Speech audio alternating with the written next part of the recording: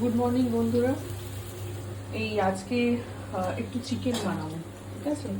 Chicken leg পিসগুলো আনিয়েছি, drumstick. মশলাটা কষানো হয়ে গেছে, আলুটাও ভাজা হয়ে গেছে। চিকেন মানে চিকেনের ঝোল খুব সিম্পল, সবাই তোমরা করতে পারো, সবাই তোমরা জানো। এটা নতুন করে দেখানোর কিছু নেই, ওই আর কি নর্মাল সিম্পল একদম চিকেনের পাতলা ঝোল, যেটা বেঙ্গলি স্টাইল, যেটা সেই ঝোল বানাবো। আর কিছু বানাবো না, খেতে ভালো লাগছে, শুধু চিকেনের ঝোল একটুখানি হয়ে যাবে। মশলাটা কষাচ্ছি। আজকে একটু সকালে কাজ ছিল, আর শরীরটাও ভালো লাগছিল না, সেখানে মানে চিকেনটা ম্যারিনেশন করানোর সময় পাইনি। বের করেছি, গরমটা গলিয়েছি, ধুয়ে রেখে দিয়েছি, জাস্ট এর মধ্যে দিয়ে দেবো, মানে জলদি করছি আর কি। ম্যারিনেশন করে রাখলে ভালো হয়, বাট আমি ম্যারিনেশন করার সময় পাইনি। মশলাটা কষে গেছে, তার চিকেনটা দিয়ে দেবো। মশলাটা কষানো হয়ে গেছে, তেল ছেড়ে দিয়েছি। আমি না এই যদি ম্যারিনেশন করার সময় না পাই চিকেনটা, ঠিক আছে, তাহলে কী করি বলতো, একটা করি যেটা আমি খুব চটপট দিই, মাংসটা সফট হয়ে যায়। আমি না একটুখানি দই অ্যাড করে দিই, কষানো হয়ে গেলে একটুখানি দই অ্যাড করে দিলে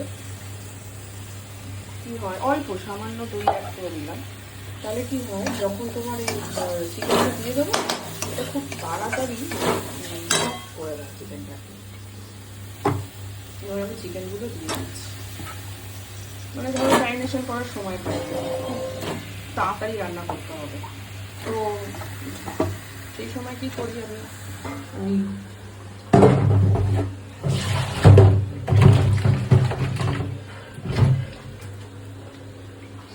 সময় কি করি, দইটা দিয়ে, তারপরে ওটা দিয়ে, আর মশলাটা কষানো হয়ে গেছে, শুধু কিছু না, এটা মানে নাড়াচাড়া করে না ঢাকা দিয়ে দেবো। এতে কি হয়, ওই দইয়ের সঙ্গে এটা যখন সেদ্ধ হতে থাকে, এটা খুব সফট হয়ে যায়। হয় না অনেক সময় হুট করে খেতে ইচ্ছে করছে, তো ওটাকে তো বরফটা গলিয়ে রান্না করতে করতে অনেক দেরি হয়ে যাবে, ম্যারিনেশন আগে থেকে ঠিক নেই। তো সেই জন্য আমি তখন এই জিনিসটা করি, করলে কি হয়, তোমার খুব তাড়াতাড়ি জিনিসটা বয়েলড হয়ে যায় এবং খুব সফট হয়। তো চলো এটা ঢাকা দিয়ে দিই। গুলো দিয়ে দিয়েছি, ইচ্ছে করে আমি আলুগুলো ছোটো ছোটো করে কেটেছি, যাতে আলুগুলো সেদ্ধ হয়ে যায় তাড়াতাড়ি। আর দেখো মানে চিকেনটা খুব সফট, একদম নরম হয়ে গেল, পুরো নরম হয়ে গেল। মানে আমি এভাবে করি, যদি খুব আরামও থাকে তাহলে আমি এইভাবেই চিকেন রান্না করি। তোমরাও করে দেখতে পারো, মাংসটা কিন্তু খুব নরম সফট হয়ে যাবে। ওই দইটা দিয়ে, মাংসটা দিয়ে ঢাকা দিয়ে দেবো, আর মশলাটা তোমরা আগেই কষিয়ে নিচ্ছ। তো মোটামুটি চিকেন হয়ে গেছে, একটু ঘি গরম মশলা দিয়ে নামিয়ে দেবো।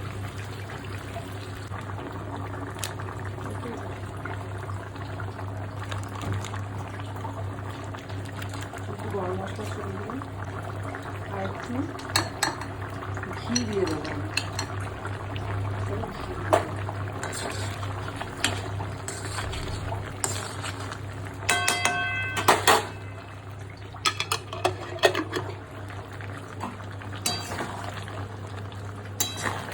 গরম মশলা দিয়ে দিলাম, আর হয়ে গেছে। মাংসটা একটু ঢাকা দিয়ে রেখে দেবো, আলুটা একটু আর একটু সেদ্ধ হবে, মাংসটা তো হয়েই গেছে একদম।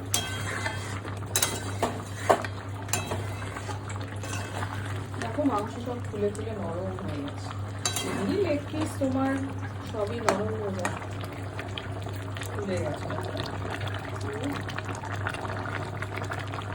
খুব সফট হয়ে যায়। আলুটা সেদ্ধ হয়ে যায়।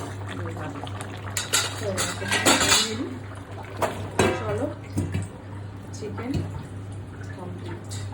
আমি মাংসতে একটা জিনিস অ্যাড করি, অনেকে রসুন অ্যাড করে, রসুনও অ্যাড করি, কখনো কখনো আবার আমি না এইরকম দেখো একটা পেঁয়াজ বা ছোট পেঁয়াজ হলে সেই পেঁয়াজও অ্যাড করে দিতে পারি, এরকম সুন্দর করে যদি তুমি দিয়ে দাও। আর একটু লঙ্কা জাস্ট এরকমভাবে দিয়ে দাও। হ্যাঁ, মানে তোমার খুব সুন্দর হয়, কাঁচা লঙ্কার একটা ফ্লেভার আর পেঁয়াজের একটা ফ্লেভার। রসুন মানে আমি বলতে চাইছি কুচো রসুনও দিতে পারো, গোটা রসুন অনেকেই তো দেয়, কিন্তু কুচো রসুনও দিতে এটাও খুব সুন্দর ফ্লেভার অ্যাড করে। তো মোটামুটি কমপ্লিট হয়ে গেছে, গ্যাস বন্ধ করে দিলাম। দেখো মাংস রেডি হয়ে গেছে, নাবিয়ে ফেলেছি। এরকম কাঁচা লঙ্কা দিলে না খুব সুন্দর একটা স্মেল আসে। আমি কুচিও দিই অনেক সময় নামানোর আগে। চলো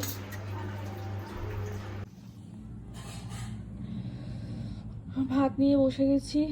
দেখো চিকেন, আলু, যে পেঁয়াজটা দিয়েছিলাম সেই পেঁয়াজটা, শসা, আজকে শসা আছে।